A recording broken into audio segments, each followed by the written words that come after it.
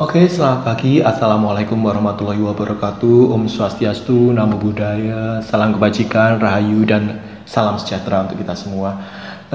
Pada video kali ini kita akan membahas mengenai biologi sebagai ilmu pengetahuan. Mengapa ini penting? Ya kan, karena biologi ini menjadi dasar dari ilmu-ilmu, cabang-cabang ilmu yang bermuara pada biologi. Sebagai contoh, misalnya ketika seorang dokter mempelajari tentang jantung, maka kardiologi ilmunya, cabang ilmunya, maka dia prinsipnya itu adalah pada pembelajaran biologi, ya, ilmu biologinya, ya kan. Nah, meskipun di dalam nantinya biologi itu tidak bisa berdiri sendiri karena adanya multidisiplin ilmu. Ketika kita mempelajari, misalnya sekarang yang wabah seperti ini, ya, kita tidak hanya mempelajari dari sisi misalnya virologinya mengenai virus, nanti kita juga mempelajari misalnya mengenai lingkungannya dan sebagainya. Jadi di sini atau bahkan kita juga belajar mengenai kimia, ya kan, maka adanya cabang ilmu biokimia, ya kan, dari situ kita juga belajar mungkin mengenai perhitungan. Jadi untuk saat ini sebuah ilmu itu tidak bisa berdiri sendiri, dia harus bekerja sama dengan ilmu-ilmu yang lain. Nah, pada bab ini atau pada materi ini kita akan membahas 4 utama. Yang pertama, ruang lingkup biologi. Yang kedua adalah tingkatan apa saja di dalam biologi, organisasinya. Kemudian kerja ilmiah, metode ilmiah, dan yang terakhir cabang-cabang ilmu biologi. Nah,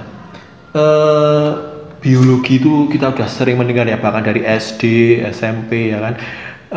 Apa itu biologi? Dari kata bio yang artinya life atau kehidupan, dan ology yang artinya the study of atau cabang ilmu yang pelajari atau ilmu yang pelajari, ya. Jadi biologi itu ilmu pengetahuan yang mempelajari kehidupan atau makhluk hidup, living things atau organisme. Jadi di sini kita pakai istilah organisme saja, ya. Nah, apa saja organisme itu? Ya, kita tahu, ya, ada manusia, ada hewan, ada tumbuhan, ya kan. Nah, tapi seperti apa sih yang kita katakan bahwa itu sebagai organisme, ya kan? Karakteristiknya apa, ya kan? Apakah meja ini kan terbuat dari tumbuhan? Apakah ini bisa disebut organisme, ya kan? Nah, apa karakteristik dari organisme? Apa ini mouse, ya kan? Mouse ini dikatakan sebagai mouse komputer. Dasarnya apa atau karakteristiknya apa? Nah, itu yang akan kita pelajari. Salah satunya yaitu apa karakteristik dari organisme. Yang pertama, tersusun atas sel, ya kan. Nah, jadi kalau sebuah benda yang tidak tersusun atas sel yang hidup, ya itu bukanlah organisme, ya kan. Gitu, ya. Meja ini mungkin sekarang, ya, ini sudah bukan organisme lagi karena dia sudah dalam berwujud benda mati. Nah, makanya kamu dulu pernah mengelompokkan benda hidup dan benda tak hidup, ya kan, living things dan non living things, ya kan. Nah, sekarang kita akan pelajari tentang organismenya, organisme itu yang pertama. Ciri yang pertama adalah tersusun atas sel. Kalau bukan tersusun atas sel berarti dia bukan organisme. Virus termasuk organisme enggak? Nah, kita akan pelajari nanti. Yang kedua, respon terhadap lingkungan, ya kan, memberikan respon terhadap lingkungan atau disebut sensitivitas atau iritabilitas lah istilahnya. Kita mendengarkan seperti ini, video ini kan juga sebagai respon dari iritabilitas, ya, atau lebih tepatnya itu menanggapi rangsang. Nah, kemudian dapat tumbuh, berkembang, dan bereproduksi, ya kan.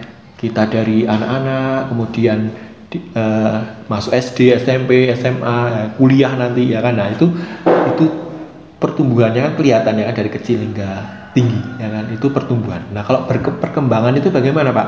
Ketika kalian dalam kandungan, ya, dikandung oleh ibu kalian kan, dari sel sperma dan ovum yang kemudian membentuk zigot, kemudian membelah menjadi sel-sel, berkembang menjadi morula, kemudian blastula, gastrula, dan nanti dari sel-sel itu nanti akan berkembang yang membentuk kepala, membentuk tangan, ya, membentuk jantung. Nah, itulah perkembangan, ya kan. Jadi perkembangan itu beriringan dengan pertumbuhan, atau yang lebih mudah kalian melihat tuh, ya, kata, ya, metamorfosis, ya kan. dari telur kemudian berudu atau kecebong itu kemudian jadi katak muda, katak dewasa, ya kan, nah itu, atau kupu-kupu, ya kan, nah itu kan perkembangan ya. Jadi berkembangnya sel-sel menuju atau membentuk organ-organ khusus, nah itu perkembangan ya. Kemudian bereproduksi, jadi menghasilkan keturunan. Setiap organisme akan menghasilkan keturunan. Nah, bagaimana kalau tidak bisa menghasilkan keturunan? Nah, di sini dikatakan adalah dapat, ya kan. Jadi atau memiliki kemampuan, ya kan. Ada organisme yang tidak bisa bereproduksi atau menghasilkan keturunan itu kan karena ada faktor-faktor lain, ya. Tapi kita tidak bisa katakan bahwa kalau dia tidak bisa menghasilkan keturunan berarti dia bukan organisme. Tapi dapat, ya kan, dapat tumbuh, ya kan. Kadang orang juga tidak bisa tumbuh maksimal dan sebagainya, tapi itu karena faktor-faktor lainnya. Kemudian memerlukan atau membutuhkan dan menggunakan energi, atau dengan kata lain membutuhkan nutrisi, ya kan.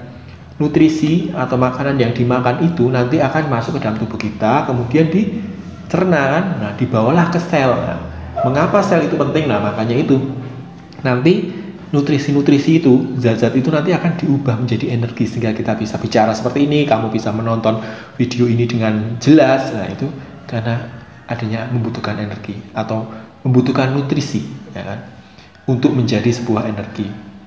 Kemudian mempertahankan keseimbangan dalam tubuh, ya kan. Jadi yang kelima ini mempertahankan keseimbangan dalam tubuh atau sering disebut dalam istilah biologi homeostasis. Jadi sebagai contoh ya, atau istilahnya ada juga osmoregulasi. Jadi terjadi dalam tubuh kita itu sebenarnya ada regulasi atau pengaturan-pengaturan. Nah, sebagai contoh misalnya kamu lari, ya kan, alun-alun, ya kan, 50 kali terus haus, ya kan. Itu kenapa bisa haus? Karena ada kekurangan cairan di dalam tubuh. Kok bisa tahu tubuh kita kekurangan cairan? Karena ada yang namanya sinyal-sinyal, ya kan. Sinyal-sinyal itu biasanya berupa hormon atau berupa reseptor-reseptor yang mengatakan, wih, tubuh kita ini kekurangan air. Nah, kemudian diterjemahkan oleh siapa, ya kan? Ya, oleh Google Translate, bukan, ya kan, diterjemahkan oleh otak, ya kan. Nah, di otak memberitahu, ya, wih, kamu kekurangan air, lekaslah minum. Nah, tapi kamu misalnya nantilah, masih ini. Nah, akibatnya apa? Kadang kita jadi kekurangan cairan, bisa berakibat pada dehidrasi, ya kan. Pertama, indikatornya terlihat misalnya dari air seni atau kencing yang keluar, air urinnya itu pekat warnanya, ya kan, tidak bening lagi, itu di situ. Nah, tapi air kencing yang berwarna itu juga bisa mengindikasikan misalnya penyakit dan sebagainya, ya. Jadi memang harus dilihat dulu, tapi intinya seperti itulah, ya kan. Jadi tubuh kita itu ada mekanismenya. Nah, bagaimana nanti kalau misalnya tubuh kita sudah tidak bisa mengatur itu? Nah, itu yang bahaya, ya kan. Nah, misalnya gula darah di dalam tubuh kita banyak, ya kan. Nah, tiba-tiba regulasi dalam tubuh kita tidak bisa mempertahankan kondisi gula yang normal. Nah, itu bahaya. Nah, makanya ada timbul beberapa penyakit-penyakit, ya kan, dari situ. Maka jaga kesehatan dan selalu bersyukur.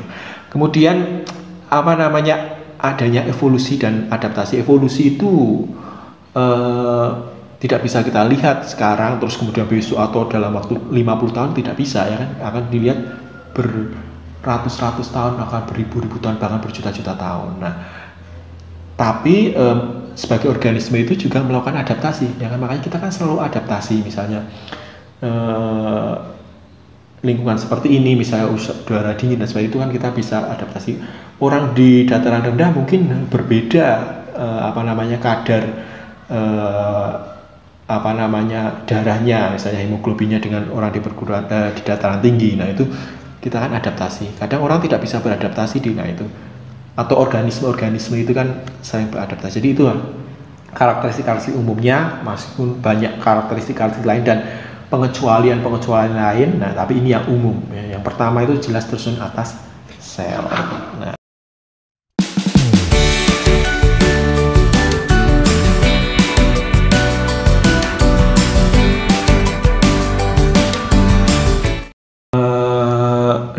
tadi dikatakan organisme. Nah, organisme itu apa aja, ya kan? Apakah hanya tumbuhan, hewan, manusia, ya kan?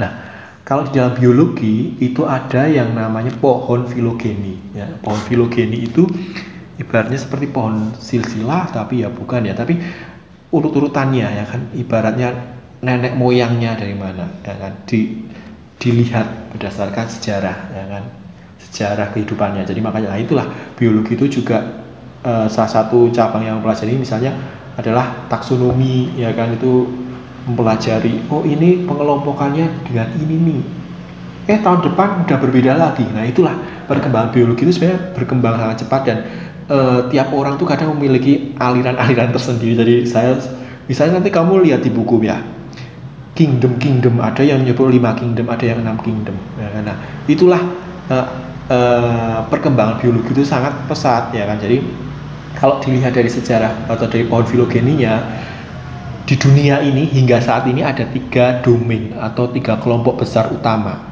ya. Nih yang warna biru ini kelompok bakteria, kemudian ada kelompok warna merah ini archaea, kemudian ada kelompok eukariota. Nah apa itu? Nah kalau kelompok bakteria ini ya kelompok-kelompok bakteri ya kan. Nah, kalau biasa yang umum, bakteri-bakteri yang umum ya, misalnya contohnya bakteri penyebab penyakit tipes ya kan, bakteri yang ada di Yakult, di yogurt ya kan. Bakteri nggak selamanya jahat ya kan, bakteri juga ada yang baik ya, tapi beberapa memang menyebabkan penyakit. Nah itulah bakteri-bakteri yang menyebabkan penyakit. Kemudian ada kelompok cyanobacteria. Nah zaman dulu ini dikelompokkannya ke alga hijau biru ya kan, yang kalau kamu misalnya di WC atau ada hijau-hijau licin-licin, nah itu bukan lumut itu ya kan. Nah kemungkinan adalah cyanobacteria, karena di cyanobacteria itu ada selaput lendirnya ya kan. Jadi itu kelompok bakteri. Atau di di waduk atau di kolam, nah itu ada hijau-hijau ya, itu kemungkinan ada alga hijau, juga ada cyanobacteria. Harus dilihat pakai hati ya, pakai mikroskop, bukan pakai hati. Kalau ini dilihat ada ininya ya. Kalau archaea itu adalah bakteri yang hidup di lingkungan ekstrim ya. Jadi ada bakteri-bakteri yang hidup di lingkungan ekstrim. Nah lingkungan ekstrim seperti misalnya di suhu panas ya, ada di kondisi yang metananya banyak ya kan, ada juga yang hidup di air asin yang sangat pekat ya kan, itu kelompok dari archaea. Kemudian ada kelompok eukariota. Kelompok eukariota ini kelompok selain tadi bakteri-bakteri ya kan. Nah kelompok bakteri dan archaea ini disebut sebagai kelompok prokariotik ya. Sedangkan kelompok eukariota ini kelompok eukariotik. Jadi kalau prokariotik itu dia belum memiliki inti sel yang sejati. Jadi kalau kita lihat sel nanti ya, kalau belajar di pertemuan berikutnya, ada sel itu tidak punya nukleus, tapi dia punya materi genetik atau DNA RNA ya, tapi tidak diselubungi. Jadi dia terurai bebas tapi di dalam sel. Itu prokariotik. Pro itu sebelum, karion itu inti ya kalau di dalam biologinya kan. Kalau eukariotik, itu sebenarnya, karion itu inti. Jadi dia memiliki inti sel atau nukleus yang sejati. Nah, kalau eukariota apa contohnya? Ada protista. Nah, protista itu contohnya protozoa amoeba ya kan, yang membelah diri itu paling terkenal amoeba ya kan. Alga-alga, rumput laut itu termasuk protista. Meskipun, nah kalau kamu lihat lagi nanti ada perkembangan lagi kingdom-kingdom, ada yang menyebut kromista dan sebagainya ya kan, tergantung dari mana. Tapi kalau saya menggunakan klasifikasi 6 kingdom. Jadi kalau dilihat tadi bakteria ini, yang domain bakteria ini kingdomnya Eubacteria. Contohnya apa ya tadi, bakteri penyebab tipes, kolera ya kan, bakteri penyebab penyakit mata ya kan. Kemudian archaebacteria contohnya bakteri metanogen. Kalau yang eukariota contohnya tadi kingdom protista. Jadi di bawah domain itu ada namanya kingdom, adik-adik ya. Nah kemudian tadi ada protista ya, tadi contoh-contohnya kingdom yang eukariota. Kemudian ada kelompok fungi atau fungi atau jamur ya, jamur kuping ya kan, jamur untuk membuat tempe, jamur untuk membuat tape. Nah kalau jamurnya beda-beda, ada jamur itu yang ukurannya besar, tadi ada jamur ukuran kecil-kecil, ya kan. Bahkan ada yang ukurannya hanya bisa dilihat dengan mikroskop, contohnya ya tadi jamur pembuatan tape, ya kan, Saccharomyces. Ya. Nanti kamu melihat reaksinya itu dilihat pakai apa, biokimia misalnya. Jadi memang saling berkaitan ilmu-ilmu biologi itu. Kemudian ada kingdom plantae atau tumbuhan, ya kan. Nah, nanti akan belajar mengenai tumbuhan paku, tumbuhan lumut, ya kan. Nah, makanya tadi lumut dan cyanobacteria itu beda, ya kan. Nah, seperti apa bisa searching di internet, ya kan, bedanya apa. Ya. Kemudian animalia atau kelompok hewan, ya kan. Manusia kelompok mana ya? Kalau berdasarkan taksonominya ya termasuk dalam mamalia, kelompok primata, ya kan, ordonya primata, ordernya. Nah, itu tadi. Jadi kalau organisme itu apa aja sih ya? Jadi jangan hanya tumbuhan, manusia, hewan, tapi banyak ternyata organisme-organisme yang ada di bumi ini. Nah, inilah yang akan membentuk yang namanya keanekaragaman hayati itu, ya. Nah, kalau dilihat tingkatannya tuh seperti apa sih di bumi ini organisme yang paling rendah yaitu tingkat sel, ya kan? Ada nanti organel-organelnya, organel itu bagian-bagian di dalam sel, ya kan? Kemudian nanti meningkat sel-sel yang memiliki fungsi yang sama itu nanti akan membentuk jaringan. Nah, jaringan-jaringan ini nanti akan membentuk organ. Nah, itulah masuk dalam tingkat organisme. Organisme itu ya kita sendiri nih, kita ini organisme yang tersusun atas organ-organ, ya kan, sistem organ, sistem pencernaan, tangan ini, ya kan. Nah, kemudian nanti akan membentuk tingkat populasi, ya. Populasi itu kumpulan dari organisme-organisme, ya kan. Coba, nah ini kalau dari gambarnya ya tingkat sel itu ya mulai dari sel itu sendiri, kemudian ada organelnya, bahkan ada yang sampai makromolekul. Kalau dilihat misalnya di runtut, ya kan, itu ada tersusun atas misalnya organel. Nah, misalnya organel apa, nukleus tadi ya, ternyata dilihat itu ada DNA-nya, kemudian tersusun atas protein-protein. Nah, protein itu kan kalau dilihat itu ada rantai-rantai, itu peran dari salah satunya ada kimia, ya kan, melihat dari rantai-rantainya. Jadi di situ itu tingkat sel, ya kan. Jadi sel, kemudian tingkat organisme mulai dari jaringan. Nah, ini kalau ini digambarkan jaringan saraf itu nanti membentuk organ apa ini, otak.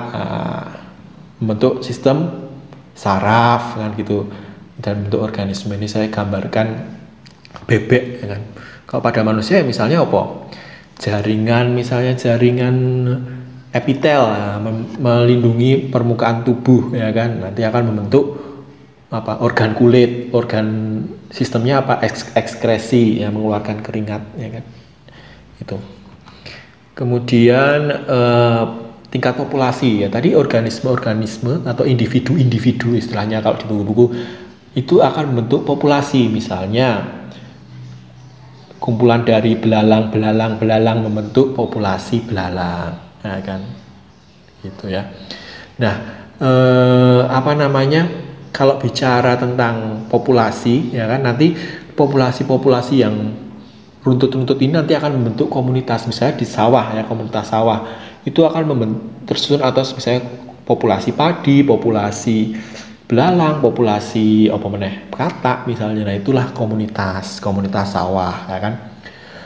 Nah, komunitas itu juga bisa disebut dengan ekosistem, ya kan. Misalnya sawah itu disebut ekosistem tidak?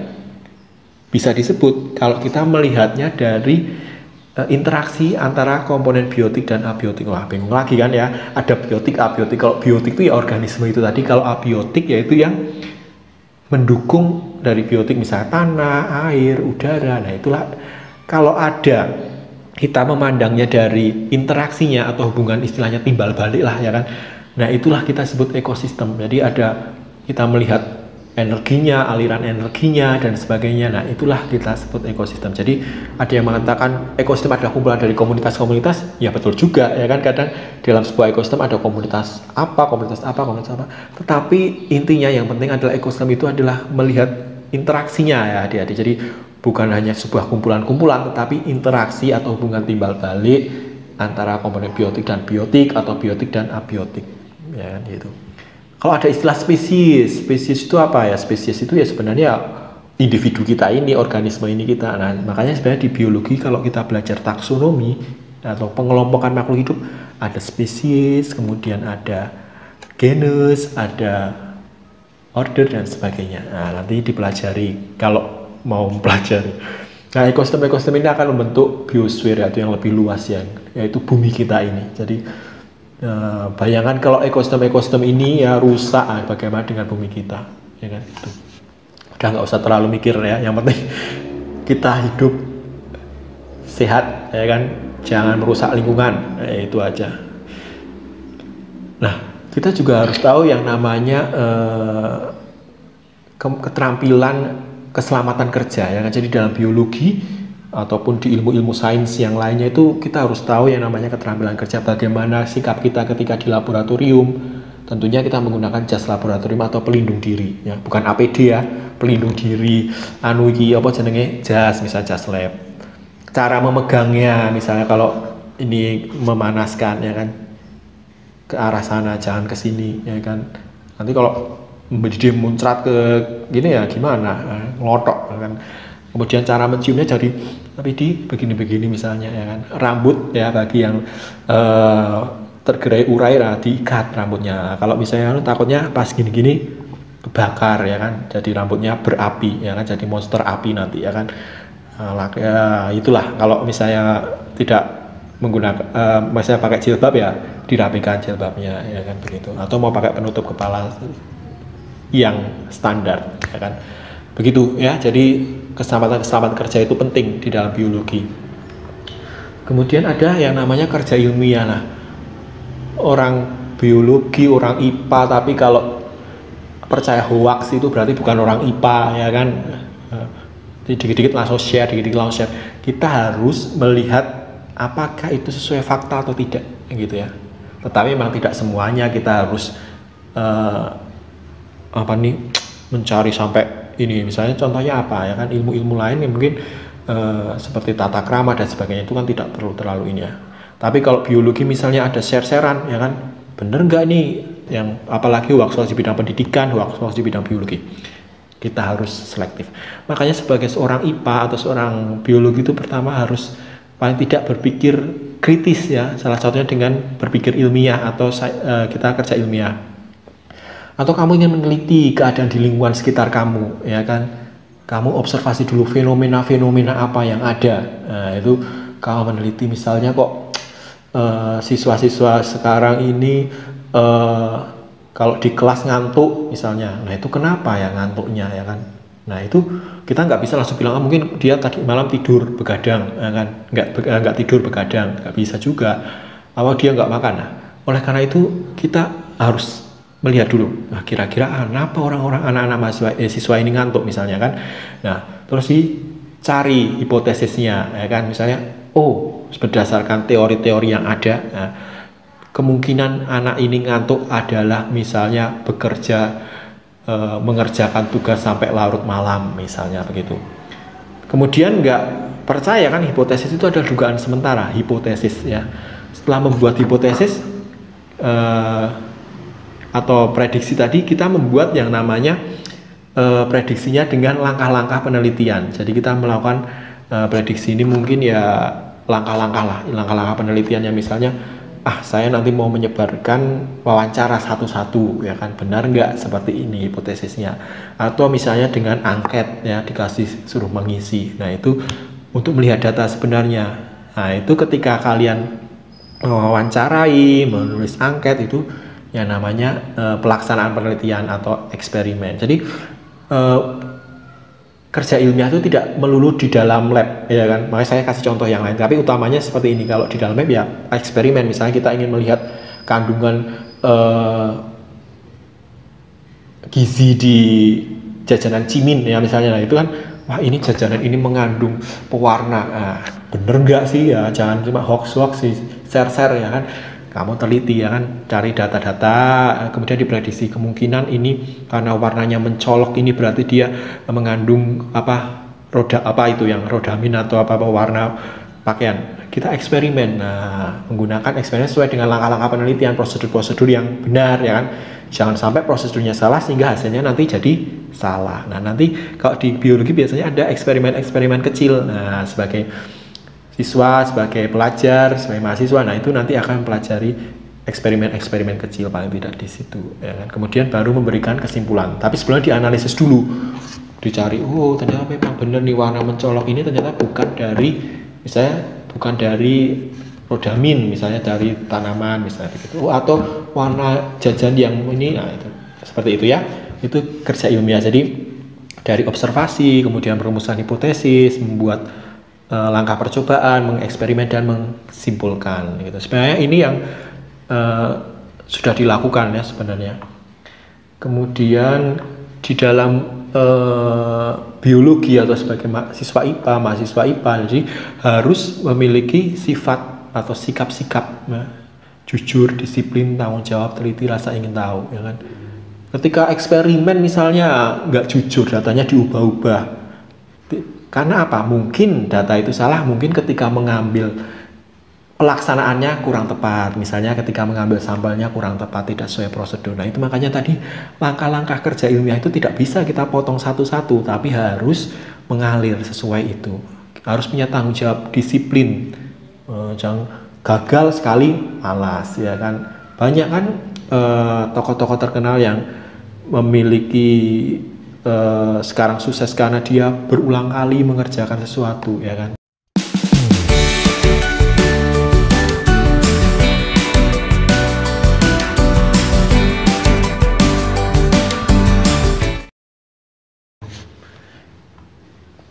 Nah, kemudian yang terakhir tentang cabang-cabang ilmu biologi, ya kan.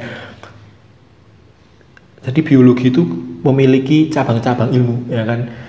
Salah satunya sitologi, yaitu mempelajari tentang fungsi sel. Nah, nanti sel itu namanya sitologi. Kalau histologi bukan histori sejarah ya, tapi jaringan, ya, pelajari tentang jaringan. Jadi kan kumpulan dari sel-sel itu bentuk jaringan.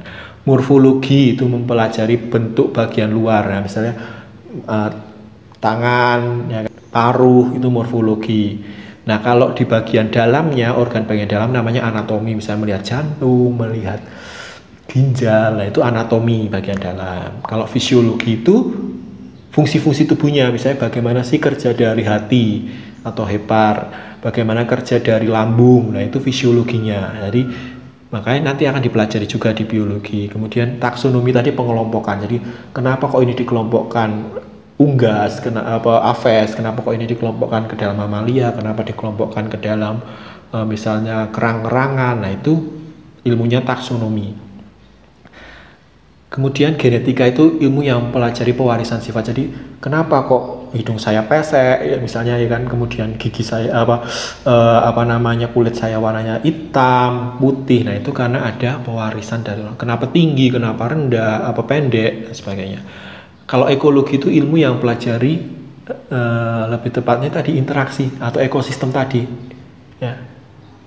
Nah kalau evolusi ya tadi asal mula organisme termasuk sejarah perkembangannya. Nah, apakah ekologi sama dengan lingkungan? Ya sebenarnya bagian dari lingkungan, karena kalau ilmu lingkungan yang belajar tentang lingkungan itu sebenarnya gabungan dari beberapa ilmu-ilmu seperti ekologi sendiri, nanti ada fisika, ada kimia dan sebagainya. Jadi kalau ilmu lingkungan seperti mempelajari pencemaran itu sebenarnya gabungan dari beberapa ilmu. Nah itu tadi cabang-cabang ilmu biologi, kamu bisa cari yang lainnya sebagai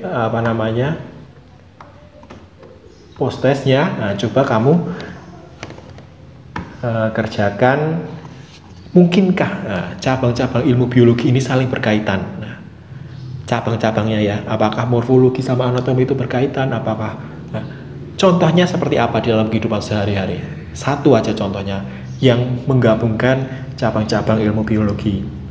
Kemudian saya mau tanya, apakah fisioterapi itu merupakan cabang ilmu dari biologi? Mengapa? Ya kan?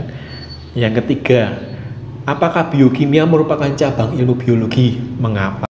Nah, itu tadi pembelajaran kita mengenai materi biologi sebagai ilmu pengetahuan. Nah, diharapkan nanti dari sini adik-adik bisa memiliki cita-cita, ya kan, mengembangkan ilmu pengetahuan di bidang biologi, karena banyak sebenarnya ilmuwan-ilmuwan dari Indonesia ini tapi tidak terekspos. Nah mungkin suatu saat kalian tergugah, ya kan, karena biologi itu menjadi salah satu ilmu, ya kan, yang penting di dalam dunia ini. Meskipun semua ilmu penting ya, saya tidak mengatakan bahwa biologi itu yang paling penting, tapi biologi salah satu ilmu yang penting. Maka oleh karena itu mudah-mudahan muncul generasi-generasi adik-adik ini yang mau apapun di bidang apapun yang membanggakan Indonesia. Terima kasih, selamat siang.